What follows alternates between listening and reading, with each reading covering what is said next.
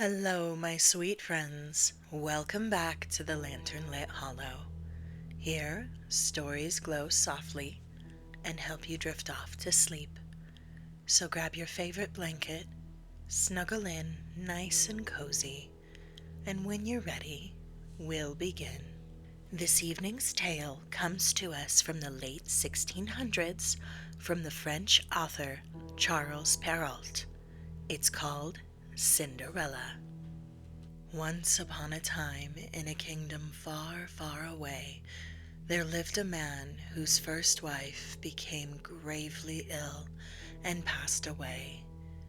He married a second time to the haughtiest and proudest woman in the world. She had two daughters who took after her in every way. The man had a beautiful young daughter from his first marriage, and she was sweet and kind and had a very caring heart. She took after her mother, who had been the nicest person in the whole world. The husband's new wife could not stand the good qualities possessed by the young girl, as it made her daughters seem even more detestable. The stepmother ordered the young girl to do all of the dirtiest work around the house. She was the one that did the dishes, cleaned the stairs, and polished all of the rooms. She was made to sleep in the attic on a very hard and uncomfortable mattress, while her two stepsisters had rooms with polished floors where they slept in soft beds and had mirrors in which they could see themselves from head to toe.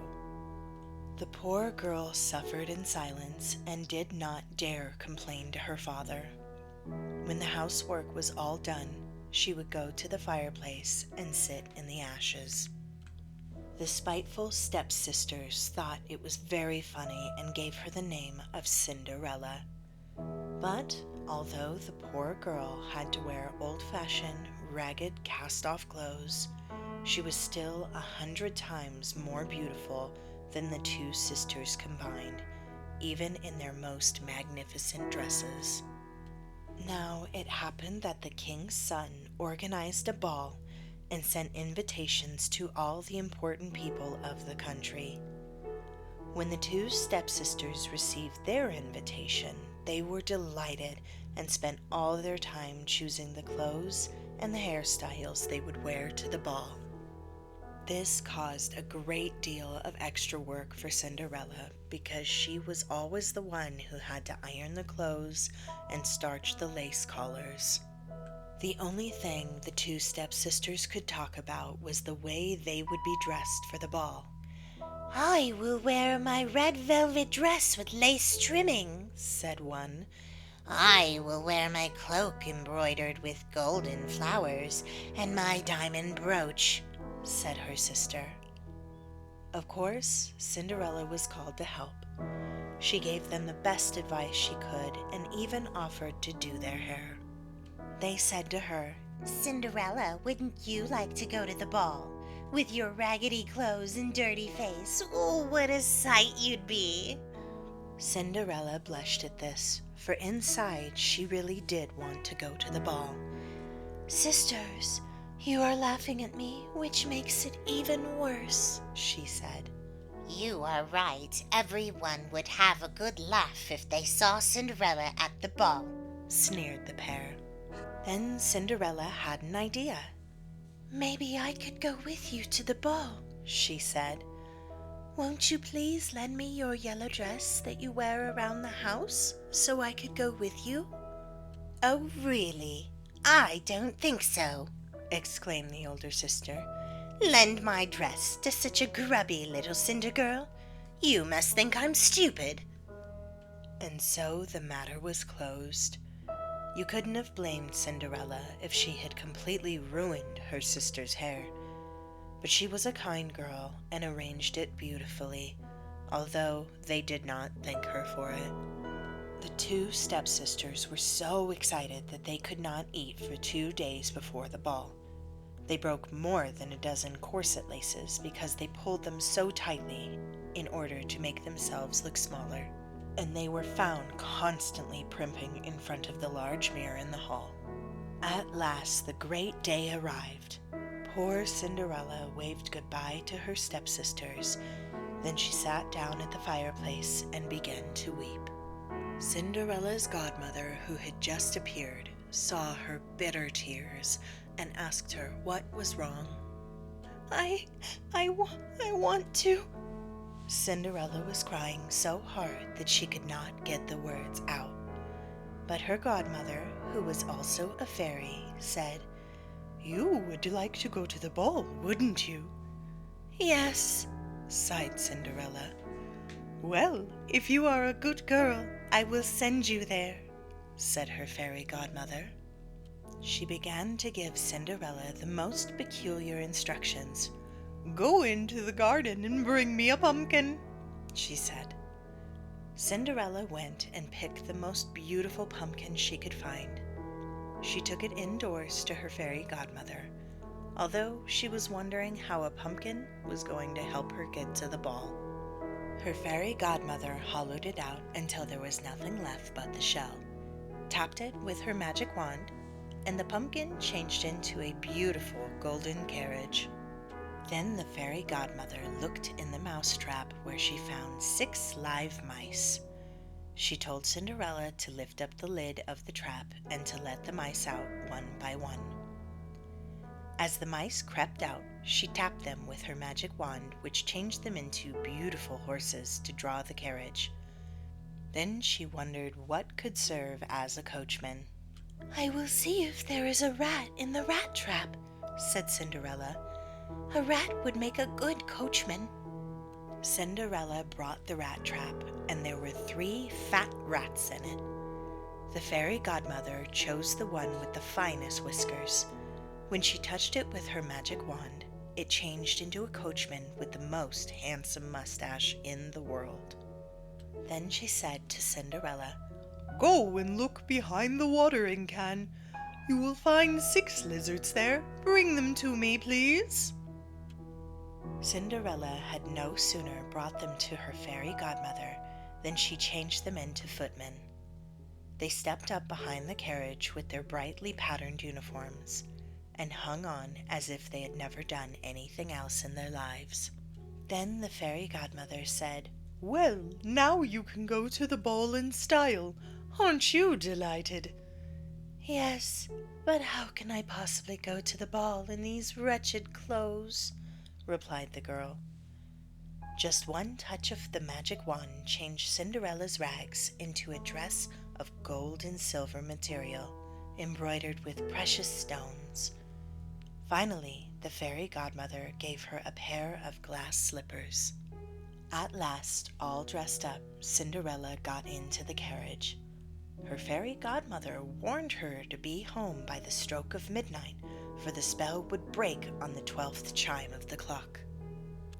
The girl promised her fairy godmother that she would, and drove off. The king's son had been told that an unknown princess was about to arrive at the ball, so he ran outside to welcome her. He helped Cinderella down from the carriage and led her into the ballroom. As soon as everyone saw her, they were awestruck. The dancing ceased, and the fiddlers stopped playing as they all admired her perfect beauty. Even the king himself, although he was an old man, could not keep his eyes off of her, and he whispered to the queen that he had not seen such a beautiful young woman for a very long time. The queen agreed with him, for truly the beautiful stranger outshone every other person in the room. All of the women studied her hairstyle and dress closely, wondering what far-off country could produce such an elegant gown in such magnificent materials. They were also determined to remember every last detail so that they would be able to copy them the next time there was such a grand occasion. The prince seated Cinderella in the best place and paid her many compliments. Then later he led her onto the dance floor. She danced so gracefully that everyone around her admired her even more. After the first round of dances, there was a fine banquet. but the prince could not eat anything because he was too absorbed with the lovely stranger next to him. Cinderella sat next to her stepsisters and gave them all of her attention, offering them oranges and lemons, which the prince had given her. They were extremely surprised, but they did not recognize her at all. Then after the food came more dancing. All the young men wanted to dance with the lovely girl, but the prince didn't give anyone else a chance. Cinderella danced every dance with the prince, and when they rested, he stayed at her side, making sure that she wanted for nothing. Cinderella had never been happier in her whole life. Indeed, she was so absorbed with the handsome young man and his attention that she quite forgot her fairy godmother's warning. Then the palace clock began to chime. At the first stroke of midnight, Cinderella realized her mistake and sprang to her feet, fleeing the ballroom. The prince followed, but he could not catch her. However, in her hurry, she dropped one of her dainty glass slippers.